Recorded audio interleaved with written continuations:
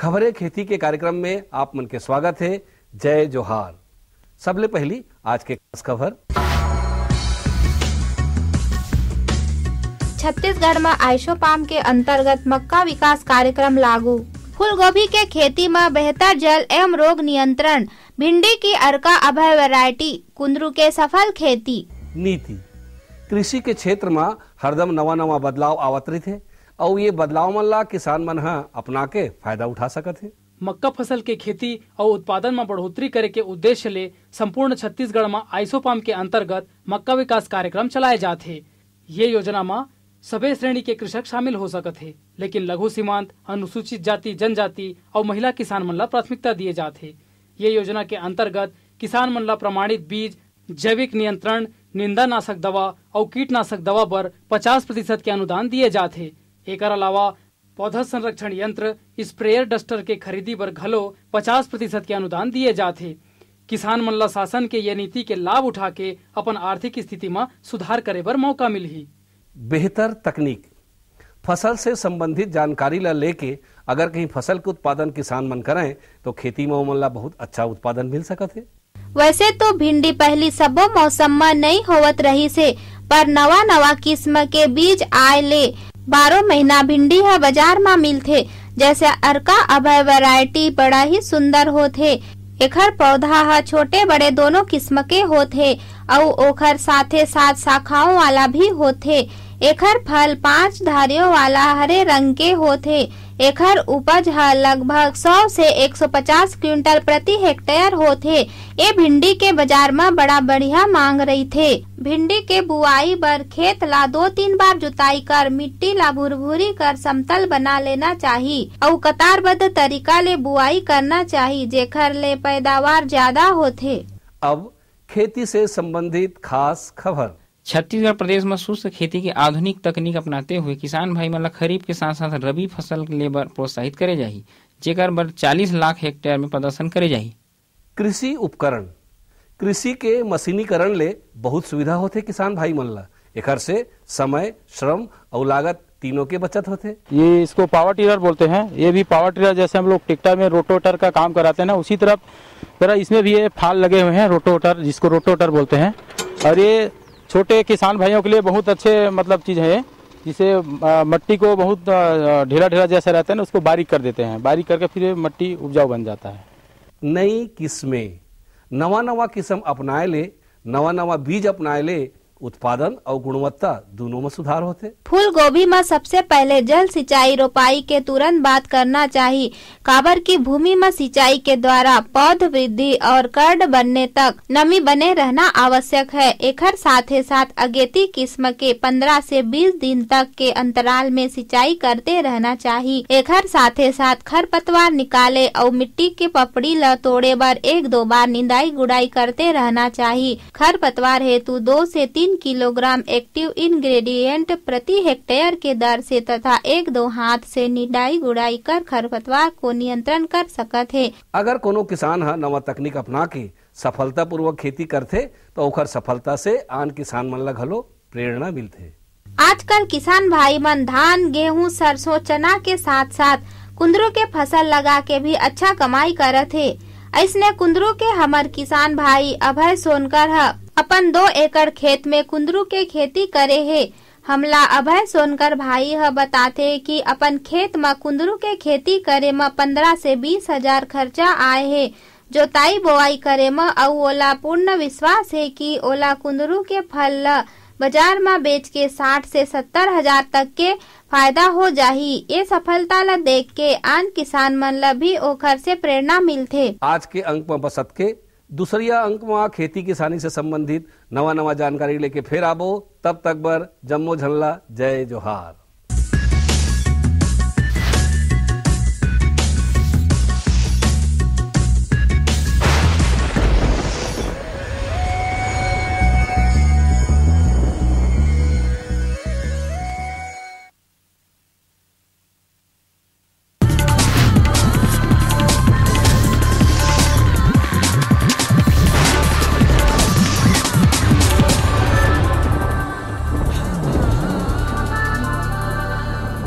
नमस्कार। मंडी भाव में आप मन के स्वागत है। आवा देखबो हमारे प्रदेश के अलग अलग जगह के मंडी मन में धान, फल और सब्जी मन के का भाव है। आज तखतपुर कृषि उपज मंडी में धान के न्यूनतम भाव 1080 रुपया और अधिकतम 1455 रुपया प्रति क्विंटल। आज कोटा कृषि उपज मंडी में धान के न्यूनतम भाव 1113 रुपया और अधिकतम 1318 रुपया प्रति क्विंटल। आज लोरमी कृषि उपज मंडी में धान के न्यूनतम भाव 1075 रुपया और अधिकतम 1710 रुपया प्रति क्विंटल। आज जयराम नगर कृषि उपज मंडी में धान के न्यूनतम भाव 1118 रुपया और अधिकतम 1665 रुपया प्रति क्विंटल। आज रायपुर के सब्जी मंडी में लहसुन के बने आवक देखे गए है। एकर व्यापार करे व्यापारी मन बताथे कि थोक में एकर भाव 60 ले 65 रुपया है, उन्हें चिल्हर में 90 ले 100 रुपया किलो में बिकत हवे। अब बारी है मंडी समीक्षा की। आज तखतपुर कृषि उपज मंडी में धान सरना ल भाव मिले है 1200 रुपया ले 1228 रुपया प्रति क्विंटल। धान IR 64 ल भाव मिले है 1155 रुपया ले 1240 रुपया प्रति क्विंटल। धान महामाया ल भाव मिले है 1170 रुपया ले 1305 रुपया प्रति क्विंटल। धान पतला ला भाव मिले है 1135 रुपया ले 1318 रुपया प्रति क्विंटल। धान अन्य ला भाव मिले है 1200 रुपया ले 1243 रुपया प्रति क्विंटल। आज कोटा कृषि उपज मंडी में धान सोना मासूरी ला भाव मिले है 1551 रुपया ले 1710 रुपया प्रति क्विंटल। धान HMT नया ला भाव मिले है 1399 रुपया ले 1551 रुपया प्रति क्विंटल। अब मोला दो विदा, फिर मिलबो, तब तक बर जय जोहार।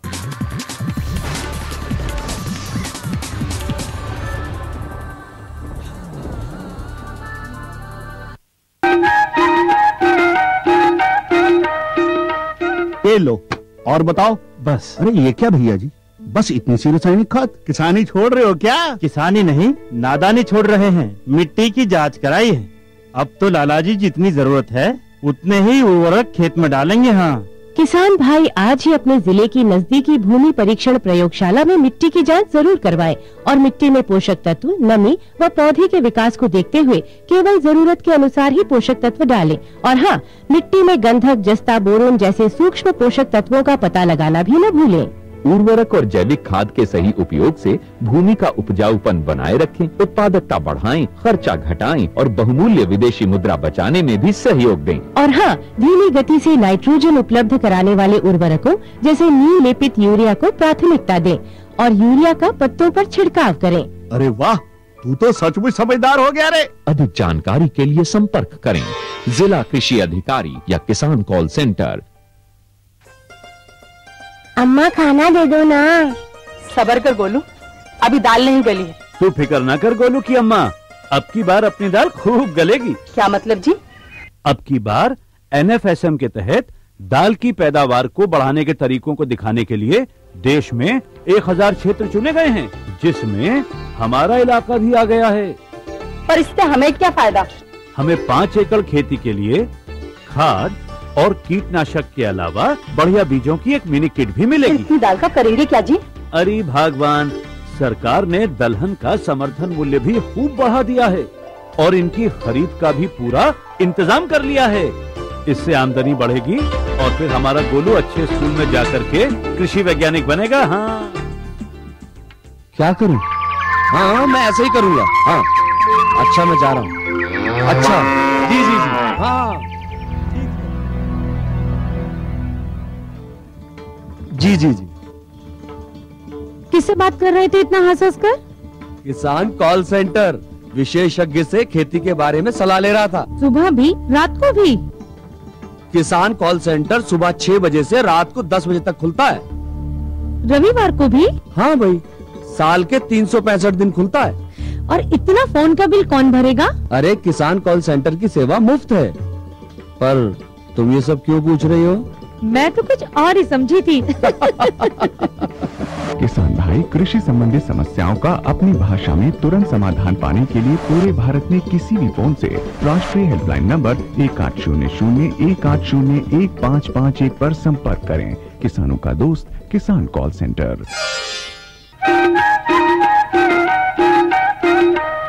कृषि दर्शन देखिए जम्मू किसान भाई बहनी मन ला जय जोहार।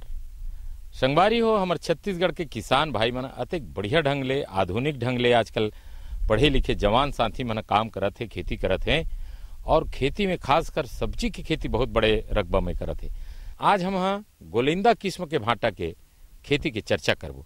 संगवारी हो बैगन के खेती करना है तो सबले पहली बात आते भूमि के चयन, भूमि के तैयारी। भूमि के चयन और भूमि के तैयारी अगर करना है तो अच्छा ढंग से भूमि ला जोत लेना चाहिए। कन्हार माटी है, डोमट माटी है, मटासी माटी है, कोनो भी माटी में होते बैगन की अच्छा खेती तो अच्छा ढंग से जोताई करना चाहिए, प्लाव चला लेना चाहिए, ढेला मेला फोड़ लेना चाहिए, भुरभुरा कर लेना चाहिए। गोबर के पचे खाद, नेडेप के खाद, घुरुआ खाद अच्छा ढंग से जोताई के समय मिला लेना चाहिए और प्लाव चला करके जब भुरभुरा हो जाए तो फिर मादा खींचना चाहिए, तब फिर जाकर के वो रोपना चाहिए। तो संगवारी हो आज चर्चा की विषय है बैगन यानी भाटा के उन्नत और आधुनिक खेती। भटा साल भर ली जा सकने वाली लाभदायी फसल है जिसका लाभ हर एक किसान को उठाना चाहिए। लंबी किस्मों वाले बैगन की खेती हमारे राज्य में भी वर्ष भर ली जा सकती है और प्रायः इसकी पैदावार गोल्ड किस्म की अपेक्षा अधिक ही मिलती है। गोल्ड किस्मों की पैदावार रबी के मौसम में ही ज्यादातर ली जाती रही है। बैगन की अच्छी फसल के लिए वो स्थान सर्वाधिक उपयुक्त होता है जहां लंबे समय के लिए गर्म वातावरण बना रहता है और हमारा राज्य इतना गर्म तो है ही कि बैगन की भरपूर पैदावार ली जा सके। अत्यधिक ठंड और पाला ही उन मुख्य कारणों में से है जिससे कि बैगन की उत्पादकता कम हो जाती है और ऐसी संभावना हमारे राज्य में नहीं के बराबर है। बैगन की अच्छी उत्पादकता के लिए 20 से 30 डिग्री सेल्सियस का तापमान सर्वोत्तम पाया गया है और बीज के अंकुरण के लिए 25 डिग्री सेल्सियस को आदर्श तापमान माना गया है। बैगन के पौधों को अच्छी बढ़वार के लिए जीवांशयुक्त, महीन और उपजाऊ भूमि की आवश्यकता होती है और बहुत ही अच्छा हो कि उस भूमि का पीएच मान 5.5 से 6 तक हो। उत्पादन पूर्व प्रक्षेत्र की गहरी जुताई कर देना चाहिए। मिट्टी के बड़े बड़े टुकड़ों को तोड़ लेना चाहिए और मादा निर्माण भी इसी समय कर लेना चाहिए। यदि भूमि किसी वजह से बैगन की खेती के लिए अनुपयुक्त हो तो उसे जुगत, तदबीर और विज्ञान की मदद से बैगन की फसल के अनुकूल बनाया जा सकता है और जरूरत पड़े तो हमारे किसान बंधु ऐसा कर भी रहे हैं। संगवारी हो लोक जीवन में, लोक गीत में साग भाजी ला लेके, खेती बाड़ी ला लेकर के बिकट अकन गीत है। एक ठन गीत है वे काकर हवे केरा बारी, काकर है फुलवारी और काकर हवे भाटा बारी, उहे मजा मारी को कई काटा हो, डुआ डुआ पानी को कई पाटा। तो संगवारी हो ग्राम छोटी में नूरतो भाई के भाटा बारी है और भाटा बारी में बहुत मजा मारा थे, बहुत अच्छा ढंग से आधुनिक ढंग से खेती करे है। एकर सेती बहुत अच्छा ओकर फसल है और आमदनी भी अच्छा है। तो हमारे बीच में बैठे है नूरतो भाई जी है और मोर हाथ में जो बैगन है ये बैगन ये हमारे प्रगतिशील युवा किसान पैदा करे है। नूरतो भाई आप ये भाटा की नर्सरी तैयार करे हो तो नर्सरी तैयार करे के बेरा का बात के ख्याल रखे जेकर से अच्छा पौधा होए? जैसे कि लगाने पर डीएपी डालो, 2-2 दाना फोरेट डालो, फिर जैसे कि फिराजान है कीड़ा मत लगे पेड़ के जो जानकारी, फिर 1-1 फीट लगाने पर 2-2 दाना डाल के सब में। अच्छा जब नर्सरी से उखाड़ के लाए हो, मादम लगाए हो तो कतेक अंतर में लगाते हैं पौधा ला? ये 1.5 फीट में। 1.5 फीट में एक पौधा।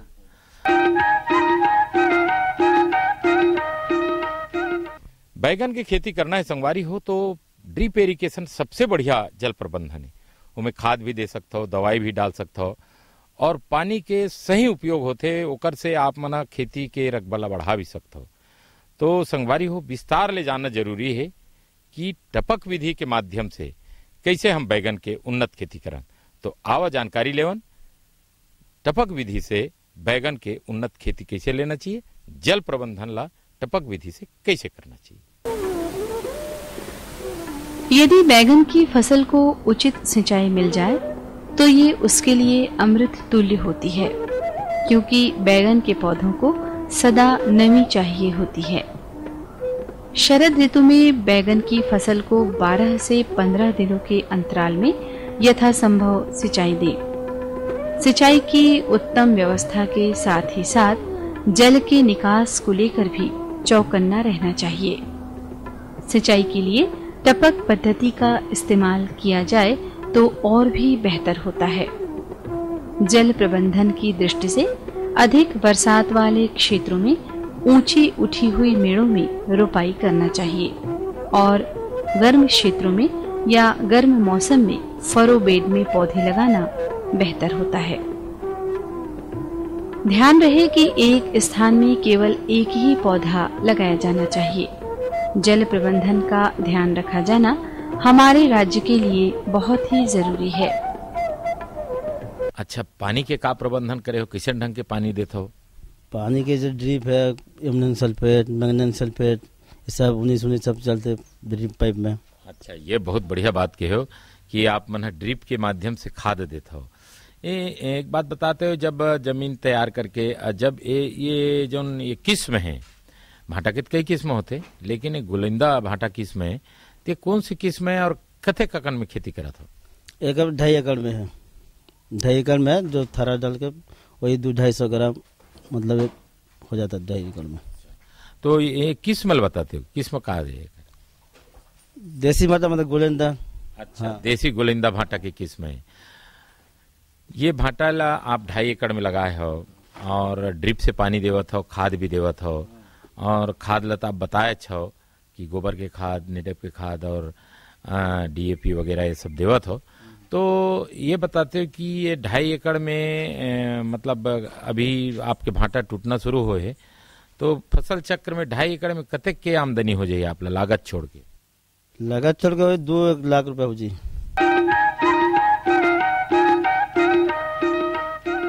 संगवारी हो, ये तो रही पानी के बात, लेकिन किथे ना जैसे खाबे अन्न वैसे हो ही मन। तो ये बहुत अच्छा संतुलित आहार, संतुलित खाद मिले है पौधा ला, तभी जाके अतिक स्वस्थ है और तब जाके स्वस्थ फल है। यानी स्वस्थ पौधा है तो स्वस्थ फल हुई, स्वस्थ फूल हुई और बहुत अच्छा हुई। तो खाद प्रबंधन कैसे करना चाहिए, चाहे जैविक खाद हो, गोबर खाद हो, रासायनिक खाद हो, ओकर मात्रा का होना चाहिए, ये बात ला जानना किसान भाई मतलब बहुत जरूरी है। तो आओ जानन कि बैगन की खेती में संतुलित खाद के महत्व। बैगन की फसल में पोषक तत्वों की उपलब्धता के लिए खेत की कम से कम 4 से 5 अच्छी जुताई करके सिफारिश मात्रा में गोबर की सड़ी खाद आखिरी जुताई के साथ ही भूमि में अच्छी तरह मिला देना चाहिए। साथ ही प्रति हेक्टेयर के मान से अनुशंसित खाद और उर्वरकों का प्रयोग किया जाना चाहिए।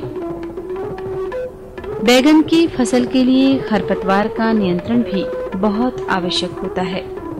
अवांछित खरपतवारों से निजात पाने के लिए खुरपी और कुदाली की मदद से समय समय पर निदाई गुड़ाई करते रहना चाहिए। खरपतवार नियंत्रण को और आसान बनाने के लिए निंदानाशक दवाओं का प्रयोग किया जाना चाहिए। बैगन की उपज भूमि की उर्वरा शक्ति, बैगन की किस्म और बुआई के समय का चयन पर निर्भर करती है। आमतौर पर 250 से 300 क्विंटल की उपज प्राप्त हुआ करती है और संकर किस्मों में 600 क्विंटल तक की उपज भी प्राप्त की जा सकती है। ऐसी उपज प्राप्त कर कोई भी कृषक अपनी माली स्थिति को सुधार सकता है। वो जब नर्सरी से आप ये मिला, जब मादा में लगा था तो वो समय एक खाद कारी थे, रासायनिक खाद का डालता हो? रासायनिक में उसमें शुरू तो पहले 10 दिन के बाद जैसे 19 1 किलो एक पीछे, जैसे कि और दूसरा खाद बचे यूरिया 1 किलो, पोटास 1 किलो पहला 10 दिन के बाद लगने के बाद 10 दिन के बाद खाद डालना पड़ता।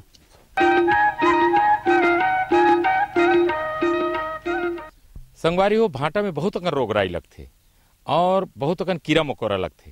एक कारण वैज्ञानिक मन किथे कि जे साल भाटा के खेती कर ले जौन खेती में अगले साल में बैगन की खेती नहीं करना चाहिए। तो संगवारी हो बैगन में लगैया बहुत अकन रोग है, कीड़ा है, मकोड़ा है और इल्ली है, एकर निदान करना बहुत जरूरी है। तो आवा जानन कि भाटा में लगैया वायरस, फंगस, रोग, कीड़ा मकोड़ा के नियंत्रण कैसे करना चाहिए, रोग के पहचान कैसे करना चाहिए।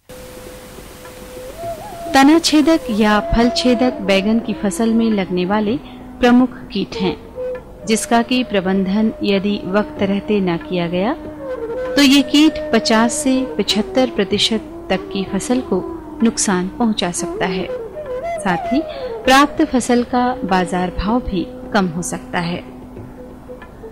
लाल मकड़ी या माइट भी बैगन में लगने वाला एक महत्वपूर्ण कीट है और खास बात तो ये है कि इन कीटों का नियंत्रण कीटनाशकों से भी संभव नहीं। दरअसल ये कीट न होकर एक तरह की मकड़ी होती है। इस कीट का कुप्रभाव प्रभावित पौधों की पत्तियों पर स्पष्ट रूप से देखा जा सकता है। बैगन की फसल को नुकसान पहुंचाने वाले रोग मुख्यतः 2 ही प्रकार के हैं, जिनके नाम हैं जीवाणु उकठा रोग या बैक्टीरियल विल्ट और जड़ गांठ या रूट नॉट रोग। जीवाणु उकठा रोग का प्रकोप छत्तीसगढ़ के समस्त बैगन के खेतों में देखे जा सकने की आशंका रहती है। इस रोग से भी अपने बैगन की फसल को वैज्ञानिक विधियों द्वारा बचाए रखना चाहिए। कुछ जीवाणु सब्जी उत्पादक खेत के खाली नहीं होने की दशा में भी पनपते हैं। कृषक बंधुओं को इस ओर भी सजग रहने की जरूरत है। इस रोग से प्रभावित खेतों में गुड़ाई बंद कर देना चाहिए और फसल चक्र अपनाना चाहिए। गर्मी में खेत खाली रखकर मिट्टी पलटाने वाले हल द्वारा गहरी जुताई करें और अप्रैल मई 2 माह सूर्य ताप दिखाएं। इन रोगों से बचाव के लिए हमारे राज्य के कई किसानों ने कृषि वैज्ञानिकों की सलाह पर कुछ रोग प्रतिरोधक जातियां जैसे पंत सम्राट, अर्का निधि, अर्का नीलकंठ और अर्का केशव लगाकर बहुत हद तक इन रोगों से अपने खेतों को और अपनी उपज को बचाया है। आधुनिकता के साथ पाकर हमारे राज्य के किसानों ने बैगन की खेती में उल्लेखनीय सफलता हासिल की है।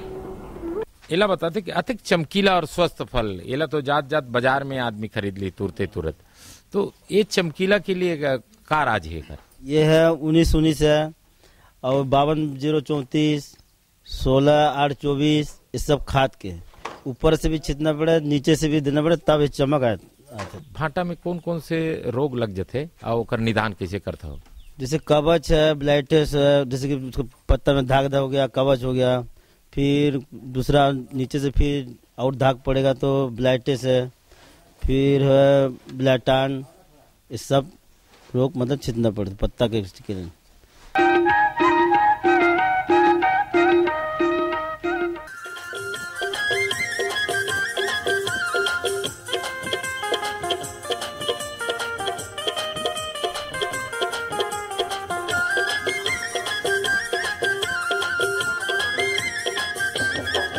मैं पगला हो गयो, दीवाना हो गयो ना।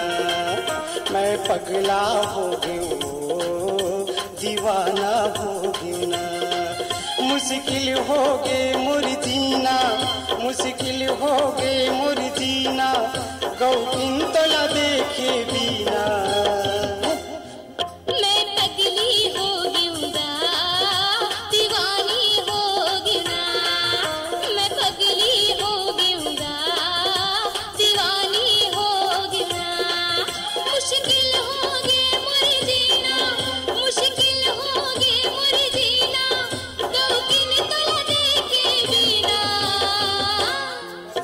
मैं पगला हो गयो, दीवाना हो गयो ना। मैं पगली हो गयो, दीवानी हो गयो ना।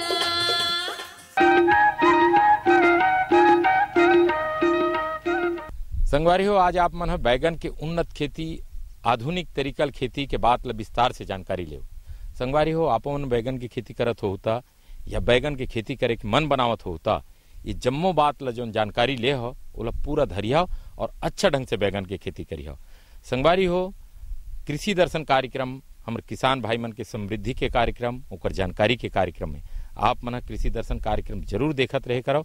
संगवारी हो जाए के बेरा होगी, लेकिन अवैया बेरा यही दिन यही बेरा में एक नवा फसल के बाद एक नया जानकारी के बाद हमारे किसान भाई मन बर लेके आवो। तब तक दो हम विदा। जय जोहार।